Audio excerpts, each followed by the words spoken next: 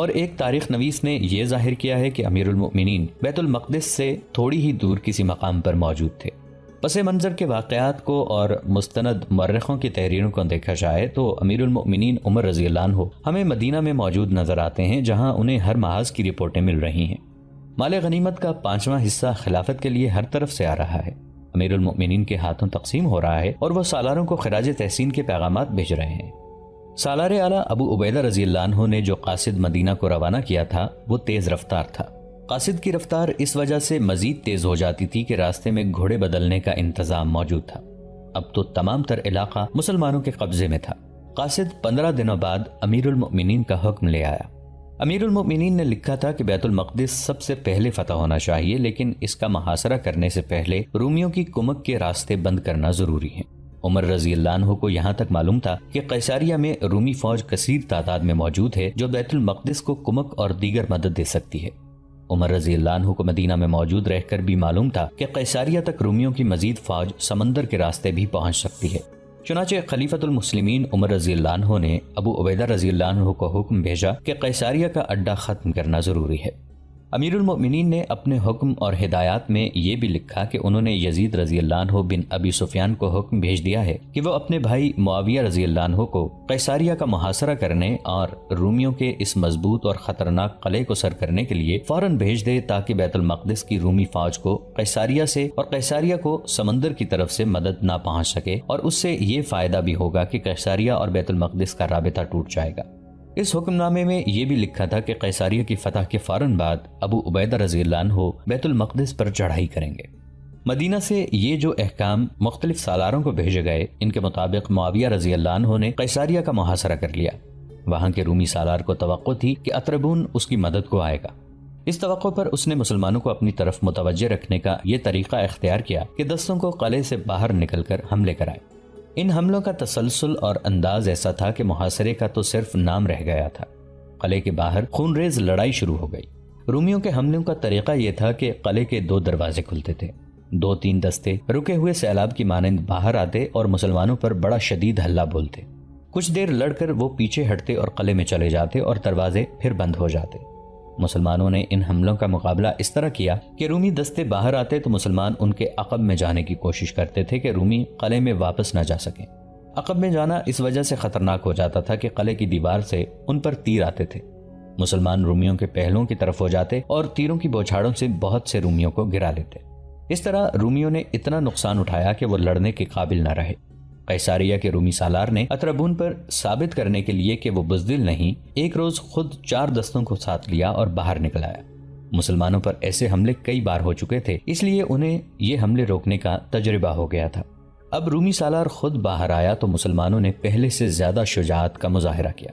کئی مجاہدین رومی سالار کو مارنے کے لیے آگے بڑھے، لیکن اسے مارنا آسان نظر نہیں آتا تھا۔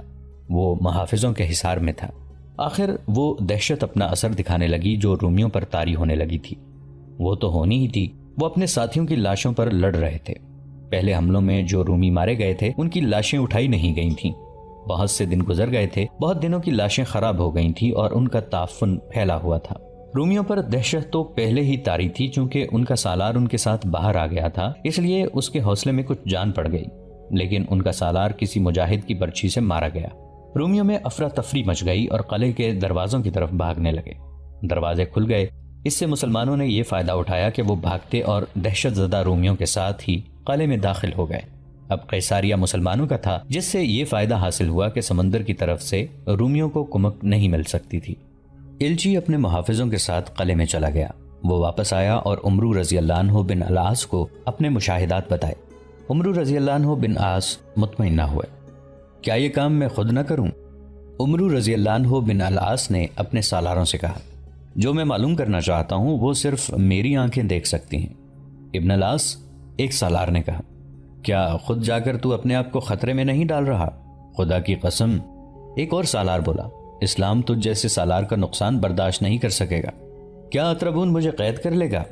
عمرو رضی اللہ عنہ بن العاص نے پوچھا، کیا وہ مجھے قتل کر دے گا؟ ہارے ہوئے دشمن سے اچھائی کی توقع نہ رکھ ابن العاص۔ میں عمرو بن عاص کے روپ میں نہیں جاؤں گا۔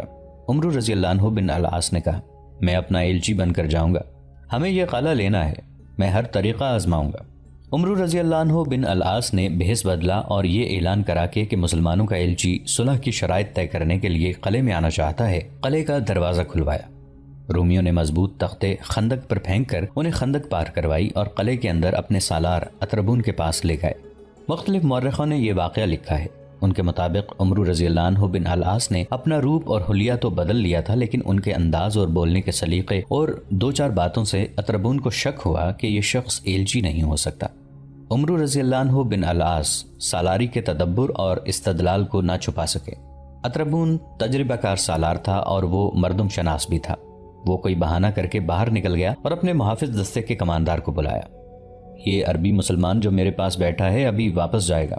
اطربون نے کماندار سے کہا، ایک محافظ کو راستے میں بٹھا دو، میں اس مسلمان کو اسی راستے سے بھیجوں گا، یہ زندہ نہ جائے، محافظ اسے قتل کر دے۔ یہ شخص مسلمانوں کا سالار عمرو بن عاص ہے، اگر سالار نہیں تو یہ عمرو بن العاص کا کوئی خاص مشیر ہے، اور مجھے یقین ہے کہ عمرو بن العاص اسی مشیر کے مشوروں پر عمل کرتا ہے۔ اگر میں نے اسے قتل نہ کیا تو میں سلطنت روما سے غداری کروں گا۔ مورخ لکھتے ہیں کہ جس طرح اطربون اٹھ کر باہر نکل گیا تھا، اس سے عمرو رضی اللہ عنہ بن العاص کو اس کی نیت پر شک ہوا۔ وہ واپس آیا تو عمرو رضی اللہ عنہ بن العاص نے اس کے چہرے پر اور اس کی باتوں میں نمایاں تبدیلی دیکھی۔ وہ بھانپ گئے کہ اطربون کی نیت صاف نہیں۔ انہوں نے پینترا بدلا۔ معزز سالار، عمرو رضی اللہ عنہ بن العاص نے کہا، ہم 10 جنگی مشیر ہیں جو مسلمانوں کے لشکر کے ساتھ آئے ہیں، میں ان میں سے ایک ہوں۔ میں نے آپ کی شرائط سن لی ہیں، میں خود تو فیصلہ نہیں کر سکتا، عمرو بن العاص کو مشورہ دوں گا کہ وہ آپ کی شرائط قبول کر لیں۔ مجھے امید ہے کہ میرے مشورے پر عمل ہوگا اور مزید خون نہیں بہے گا۔ اطربون دھوکے میں آ گیا۔ وہ عمرو رضی اللہ عنہ بن العاص کے ساتھ باہر نکلا اور محافظ دستے کے کماندار کو اشارہ کیا کہ اس شخص کو قتل کرنے کی ضرورت نہیں۔ اس طرح عمرو رضی اللہ عنہ بن العاص زندہ قلعے سے نکل آئے۔ باہر آ کر انہوں نے للکار کر کہا کہ اطربون، میں عمرو بن العاص ہوں۔ اس کے بعد اجنادین کے میدان میں دونوں فوجوں کے درمیان جو معرکہ ہوا وہ جنگ یرموک جیسا خون ریز تھا۔ ہم اس معرکے کی تفصیلات بیان نہیں کر رہے کہ اطربون نے قلعے سے باہر آ کر لڑنے کا فیصلہ کیوں کیا تھا اور عمرو رضی اللہ عنہ بن العاص نے کیسی کیسی چالیں چل کر رومیوں کو بے تحاشا جانی نقصان پہنچا کر پسپا کیا۔ اطربون اپنے بچے کچھ دستوں کو ساتھ لے کر بیت المقدس جا پہنچا اور وہاں قلعہ بند ہو گیا۔ اس معرکے میں مسلمانوں نے بہت جانی نقصان اٹھایا تھا۔ جب ابو عبیدہ رضی اللہ عنہ کو اطلاع ملی تھی کہ قیصاریہ پر اپنا قبضہ ہو گیا ہے تو انہوں نے بیت المقدس کی طرف پیش قدمی کا حکم دے دیا۔ ہراول میں خالد رضی اللہ عنہ اپنے مخصوص رسالے کے ساتھ جا رہے تھے۔ ابو عبیدہ رضی اللہ عنہ کو بھی یہ بتا دیا گیا تھا کہ اطربون لڑنے کے قابل نہیں رہا، پھر بھی احتیاط کی ضرورت ہے۔ بیت المقدس کا اندرونی ماحول کچھ اور ہی تھا۔ وہی اطربون جس نے قیصاریہ کے رومی سالار کو بزدل کہا تھا، وہ اب بیت المقدس کے بڑے پادری اسقف سفرنوس کے پاس شکست خوردگی کے عالم میں بیٹھا تھا۔ محترم سالار، سفرنوس نے اسے کہا، میں اس کے سوا کیا کر سکتا ہوں کہ مقدس شہر مسلمانوں کے حوالے کر دوں؟ کیا یہ بہتر نہیں ہوگا کہ یہ کام آپ اپنے ہاتھوں کریں؟ نہیں محترم باپ، اطربون نے کہا، میں یہ نہیں کہلوانا چاہتا کہ اطربون نے مسلمانوں کے آگے ہتھیار ڈالے تھے۔ کیا آپ اس شہر کے تقدس کو بھول گئے ہیں؟ سفرنوس نے کہا، یہ وہ زمین ہے جس پر حضرت عیسیٰ علیہ السلام کو مصلوب کیا گیا تھا۔ کیا آپ محسوس نہیں کرتے کہ اس سرزمین کی آبرو کی خاطر ہم اپنی تمام فوج کو قربان کر دیں؟ کیا آپ فوج کی حالت دیکھ نہیں رہے؟ اطربون نے کہا، آدھی کے قریب فوج ماری گئی ہے یا زخمی ہو گئی ہے۔ اس فوج کا حوصلہ اور جذبہ پہلے ہی ٹوٹ پھوٹ چکا تھا۔ اب میں بڑی مشکل سے ان چند ایک دستوں کو اجنادین سے بچا کر لایا ہوں۔ محترم سالار، اسقف سفرنوس نے کہا، اس کا مطلب یہ ہے کہ آپ نے مسلمانوں کی فوجی برتری کو تسلیم کر لیا ہے۔ آپ روم کی عظیم جنگی روایات کو مسلمانوں کے قدموں تلے پھینک رہے ہیں۔ آپ کچھ دن مقابلہ کر کے دیکھیں، مسلمان آسمان کی مخلوق تو نہیں۔ وہ بے شک بہترین لڑنے والے ہیں، لیکن آخر انسان ہیں، وہ یقیناً تھک کر چور ہو چکے ہوں گے۔ آپ اپنا حوصلہ قائم رکھیں، وہ پہلے محاصرہ کریں گے جس میں کئی روز گزر جائیں گے۔ اس دوران آپ اپنا اور اپنے دستوں کا حوصلہ مضبوط کریں۔ مسلمان بیت المقدس کی طرف تیزی سے بڑھے چلے آ رہے تھے اور بیت المقدس میں رومی سالار اطربون اپنے آپ کو لڑنے کے لیے تیار کر رہا تھا، لیکن وہ اپنی فوج کی حالت دیکھتا تھا تو اس کے لڑنے کا جذبہ دم توڑنے لگتا تھا۔ اس پر اپنے اسقف سفرنوس کی باتوں کا کوئی خاص اثر نہیں ہو رہا تھا۔ جب اسقف نے دیکھا اطربون ذہنی طور پر شکست قبول کر چکا ہے تو اس نے اطربون کو جذباتی باتوں سے بھڑکانا اور شرمسار کرنا شروع کر دیا۔ اس کا اتنا اثر ہوا کہ اطربون نے مقابلہ کرنے کا ارادہ کر لیا۔ اسلامی فوج پہنچ گئی اور بیت المقدس کا محاصرہ کر لیا۔ دیواروں پر تیر انداز اور برچیاں پھینکنے والے کثیر تعداد میں کھڑے تھے۔ ان کا انداز بتا رہا تھا کہ وہ مسلمانوں کو قلعے کے قریب نہیں آنے دیں گے۔ مسلمان سالار قلعے کے ارد گرد گھوم پھر کر دیکھ رہے تھے کہ کہیں سے دیوار پر چڑھا جا سکتا ہے یا کوئی ایسی جگہ ہے جہاں سے سرنگ لگا کر اندر جانے کا راستہ بنایا جا سکے۔ کسی وجہ سے محاصرہ مکمل نہیں تھا۔ محاصرے میں ایک جگہ شگاف تھا۔ مسلمان سالاروں نے جب دیکھا کہ شہر پناہ محفوظ ہے اور اس کا دفاع بھی خطرناک ہے تو انہوں نے محاصرے کو طول دینا مناسب سمجھا۔ اس طرح محاصرہ طول پکڑتا گیا اور بہت دن گزر گئے۔ اس دوران مجاہدین نے دروازوں پر حلے بولے، زخمی ہوئے اور جانیں بھی قربان کیں، لیکن دیوار سے آنے والے تیروں اور برچیوں نے کسی بھی دروازے تک پہنچنے نہ دیا۔ آخر ایک روز بڑے دروازے کے اوپر سے ایک بڑی بلند آواز سنائی دی، کیا تمہارا سالار صلح کے لیے آگے آئے گا؟ دیوار کے اوپر سے اعلان ہوا، ہم تمہاری شرطیں معلوم کرنا چاہتے ہیں۔ ابو عبیدہ رضی اللہ عنہ آگے گئے۔ خالد رضی اللہ عنہ بھی ان کے ساتھ تھے۔ انہوں نے کسی سے کہا کہ وہ بلند آواز سے یہ جواب دے کہ صلح کی شرائط طے کرنے کے لیے تمہارا سالار باہر ہے۔ مسلمانوں کی طرف سے یہ اعلان ہوا تو تھوڑی سی دیر بعد اسقف سفرانوس چند ایک محافظوں کے ساتھ قلعے کے بڑے دروازے سے باہر آیا۔ اس کے ساتھ ایک بڑی سلیب بھی تھی۔ کیا کوئی سالار موجود نہیں؟ ابو عبیدہ رضی اللہ عنہ نے اسقف سے پوچھا۔ سالار موجود ہے، اسقف نے جواب دیا، لیکن بیت المقدس وہ شہر ہے جس کی اہمیت اور احترام کو اسقف ہی جان سکتا ہے۔ اگر میں نہ چاہتا تو ہماری فوج کا آخری سپاہی بھی مارا جاتا، شہر کی اینٹ سے اینٹ کیوں نہ بچ جاتی، یہاں سے صلح کا پیغام آپ کے کانوں تک نہ پہنچتا۔ میں اس شہر کو انسانی خون کی آلودگی سے پاک رکھنا چاہتا ہوں۔ رومی سالار میرے زیر اثر ہیں، میں نے انہیں صلح کے لیے تیار کر لیا ہے، لیکن آپ کی شرطیں سننے سے پہلے میں اپنی صرف ایک شرط پیش کروں گا۔ اسے آپ قبول کر لیں تو ہم آپ کی باقی تمام شرائط قبول کر لیں گے۔ محترم اسقف، ابو عبیدہ رضی اللہ عنہ نے کہا، یہ شہر جتنا آپ کے لیے مقدس ہے اتنا ہی ہمارے لیے بھی قابل احترام ہے۔ یہ پیغمبروں اور نبیوں کا شہر ہے۔ ہم آپ کی اس خواہش کا احترام کریں گے کہ اس سرزمین کے تقدس کو انسانی خون سے پاک رکھا جائے۔ آپ اپنی شرط بتائیں۔ سالار محترم، اسقف سفرانوس نے کہا، یہ جانتے ہوئے کہ صلح کی شرائط آپ کے ساتھ ہی طے کی جا سکتی ہیں، میں آپ سے درخواست کرتا ہوں کہ اپنے امیر المؤمنین کو یہاں بلائیں۔ میں شرائط ان کے ساتھ طے کروں گا۔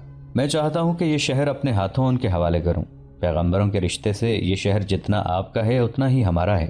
اسقف سفرانوس نے بیت المقدس کے متعلق ایسی جذباتی باتیں کیں کہ مسلمان سالار متاثر ہوئے اور انہوں نے اسقف کی اس شرط کو تسلیم کر لیا کہ امیر المؤمنین عمر رضی اللہ عنہ کو بلایا جائے۔ اسقف کو بتایا گیا تھا کہ امیر المؤمنین صلح کی شرائط طے کرنے کے لیے آئیں گے۔ ابو عبیدہ رضی اللہ عنہ، خالد رضی اللہ عنہ اور دیگر سالاروں کے لیے یہ ایک مسئلہ بن گیا۔ مدینہ بہت دور تھا، صرف ایک طرف کا سفر کم و بیش 1 مہینے کا تھا۔ رومیوں کی طرف سے صلح کی پیشکش کا یہ مطلب تھا کہ رومی شہر کا دفاع کرنے کے قابل نہیں رہے، اس لیے وہ صلح کرنا چاہتے ہیں۔ اس صورتحال میں مسلمان سالاروں کے سامنے سیدھا راستہ تھا کہ وہ قلعے پر تابڑ توڑ حملے کرتے اور قلعہ سر کر لیتے، لیکن اسلامی احکام کے مطابق انہوں نے دشمن کو امن اور صلح کی طرف آنے کا پورا موقع دیا۔ قرآن کا یہ فرمان بڑا صاف ہے کہ دشمن جھک جائے تو اس کے ساتھ شرائط طے کر کے صلح کر لی جائے، لیکن امیر المؤمنین کے آنے کے لیے بہت زیادہ وقت درکار تھا۔ سالار اس مسئلے پر غور و خوض کرنے لگے۔ میں ایک تجویز پیش کرتا ہوں، سالار شرجیل رضی اللہ عنہ نے کہا۔ بیت المقدس والوں نے امیر المؤمنین کو کبھی دیکھا نہیں، ان کا قد بت ابن الولید جیسا ہے، شکل و صورت میں بھی کچھ مشابہت پائی جاتی ہے۔ وقت بچانے کی خاطر ہم یوں کہہ سکتے ہیں کہ 3-4 دنوں بعد ابن الولید کو اپنے ساتھ قلعے میں لے جائیں اور کہیں کہ یہ ہیں ہمارے امیر المؤمنین عمر بن خطاب۔ نہیں، ابو عبیدہ رضی اللہ عنہ نے کہا، اسقف بیت المقدس نے ابن الولید کو دیکھ لیا ہے، بے شک اس کے ساتھ باتیں میں کرتا رہا ہوں اور اس کی توجہ میری طرف رہی ہے، ہو سکتا ہے کہ اس نے ابن الولید کو اچھی طرح نہ دیکھا ہو، لیکن شہر کے اندر ایسے رومی موجود ہوں گے جنہوں نے کسی میدان جنگ میں ابن الولید کو اچھی طرح دیکھا ہوگا۔ اس وقت کی شرمساری کو سوچو جب کوئی ہمیں یہ کہہ بیٹھے گا کہ یہ ان کا امیر المؤمنین نہیں ہے، یہ تو خالد ابن الولید ہے جو میدان جنگ میں نعرہ لگا کر آیا کرتا تھا، انا خالد ابن الولید۔ کیا میرا خدشہ غلط ہے؟ ایسا ہو سکتا ہے امیر الامت، خالد رضی اللہ عنہ نے کہا، اور یہ بھی ہو سکتا ہے کہ اسقف یا کوئی رومی سالار کہہ دے کہ مدینہ سے تمہارا امیر المؤمنین اتنی جلدی کس طرح آ گیا ہے، یہ بھی تو ہو سکتا ہے۔ شرجیل رضی اللہ عنہ بن حسنہ نے کہا کہ رومی ہمارے آگے یہ شرط رکھ کر کے اپنے امیر المؤمنین کو بلاؤ، ہمارے مقابلے کی تیاری میں لگ جائیں، یہ وقت حاصل کر رہے ہوں گے، ہم یہ خطرہ مول لے سکتے ہیں ابن حسنہ۔ ابو عبیدہ رضی اللہ عنہ نے کہا، لیکن ہم دروغ اور فریب کا سہارا نہیں لے سکتے، ہماری چال بازی کا داغ اسلام کو لگے گا۔ دو مرخوں نے لکھا ہے کہ شرجیل رضی اللہ عنہ کے مشورے پر خالد رضی اللہ عنہ کو بیت المقدس میں لے جا کر اسقف سیفرانوس کو بتایا گیا تھا کہ یہ ہمارے امیر المؤمنین عمر بن خطاب رضی اللہ عنہ ہیں، اور صلح نامہ عمر کی بجائے خالد رضی اللہ عنہ نے عمر بن کر کیا تھا۔ لیکن آگے پیش آنے والے واقعات اس روایت کی تردید کرتے ہیں۔ زیادہ تر مورخوں نے لکھا ہے کہ عمر رضی اللہ عنہ کو مدینہ سے بلا لیا گیا تھا اور عمر رضی اللہ عنہ فوری طور پر روانہ ہو گئے تھے۔ ابو عبیدہ رضی اللہ عنہ نے ایک تیز رفتار قاصد مدینہ کو دوڑا دیا۔ پیغام میں وہی باتیں لکھی جو اسقف بیت المقدس کے ساتھ ہوئی تھیں۔ پیغام مدینہ پہنچا ہی تھا کہ وہاں مسرتوں کی لہر دوڑ گئی۔ خلیفۃ المسلمین عمر رضی اللہ عنہ کی خوشی کی انتہا نہ تھی۔ انہوں نے خاص طور پر حکم بھیجا تھا کہ بیت المقدس فتح کیا جائے۔ عمر رضی اللہ عنہ تو فتح کی خوشخبری کے منتظر تھے۔ خلیفۃ المسلمین عمر رضی اللہ عنہ ابو عبیدہ رضی اللہ عنہ کا پیغام مسجد نبوی میں لے گئے اور پڑھ کر سب کو سنایا۔ تم سب مجھے کیا مشورہ دیتے ہو؟ عمر رضی اللہ عنہ نے حاضرین سے پوچھا۔ کیا میرا جانا بہتر ہے یا نہ جانا بہتر ہے؟ نہ جانا بہتر ہے امیر المؤمنین، عثمان رضی اللہ عنہ بن عفان نے کہا۔ تمہارے نہ جانے سے رومی سمجھیں گے کہ تم نے انہیں کوئی اہمیت نہیں دی اور تم اتنے طاقتور ہو کہ صلح کی تمہیں پرواہ ہی نہیں۔ اس کا یہ اثر ہوگا کہ رومی ہمارے مقابلے میں اپنے آپ کو حقیر سمجھیں گے اور جزیہ ادا کر کے ہماری اطاعت قبول کر لیں گے۔ اللہ تجھے اپنی امان میں رکھے ابن عفان۔ علی رضی اللہ عنہ نے عثمان رضی اللہ عنہ کی مخالفت کرتے ہوئے کہا، امیر المؤمنین کا جانا بہتر ہے۔ کیا تو نہیں جانتا کہ مجاہدین کب سے گھروں سے نکلے ہوئے ہیں؟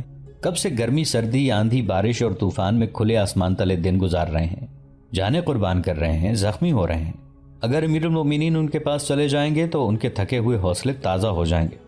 بے شک بے شک۔ چند آوازیں سنائی دیں۔ امیر المؤمنین نہیں جائیں گے تو رومی قلعے کے اندر محفوظ بیٹھے رہیں گے۔ علی رضی اللہ عنہ نے کہا، انہیں کمک بھی مل جائے گی، اور کیا یہ نہیں ہو سکتا کہ مجاہدین کی فتح جو ان کے سامنے کھڑی ہے وہ الٹ کر شکست بن جائے؟ حاضرین نے پرزور طریقے سے تائید کی۔ مجھے جانا چاہیے، امیر المؤمنین نے کہا۔ میں ابھی روانہ ہونا چاہتا ہوں۔ امیر المؤمنین عمر بن خطاب رضی اللہ عنہ ایک اونٹنی پر مدینہ سے روانہ ہوئے۔ ان کے ساتھ اپنے نائبین اور مشیر تھے جن کی تعداد اور ناموں کا کسی تاریخ میں ذکر نہیں ملتا۔ وہ 1 مہینے سے کم عرصے میں جابیہ پہنچے۔ ابو عبیدہ رضی اللہ عنہ نے ان کے استقبال کا انتظام جابیہ میں کیا تھا اور گھڑ سواروں کا ایک مختصر سا دستہ امیر المؤمنین کے استقبال کے لیے آگے روانہ کر دیا تھا۔ امیر المؤمنین جابیہ پہنچے تو ابو عبیدہ رضی اللہ عنہ، خالد رضی اللہ عنہ اور یزید رضی اللہ عنہ کو وہاں دیکھ کر حیران ہوئے۔ کیا تم نے ایلیا یعنی بیت المقدس کا محاصرہ اٹھا لیا ہے؟ عمر رضی اللہ عنہ نے پوچھا۔ تم سب یہاں کیوں ہو؟ امیر المؤمنین ابو عبیدہ رضی اللہ عنہ نے کہا، محاصرہ عمرو رضی اللہ عنہ بن عاص کے سپرد کر رہے ہیں۔ محاصرہ مضبوط ہے، ہم آپ کے استقبال کے لیے یہاں موجود ہیں۔ خالد رضی اللہ عنہ اور یزید رضی اللہ عنہ بڑی قیمتی اور زربفت کی عبائیں پہنے ہوئے تھے، وہ شہزادے لگ رہے تھے۔ خالد رضی اللہ عنہ قریش کے بڑے امیر خاندان کے فرد تھے اور یزید رضی اللہ عنہ قبیلے کے سردار ابو سفیان کے بیٹے تھے۔ اپنے امیر المؤمنین کے استقبال کے لیے بنے ٹھنے ہوئے تھے۔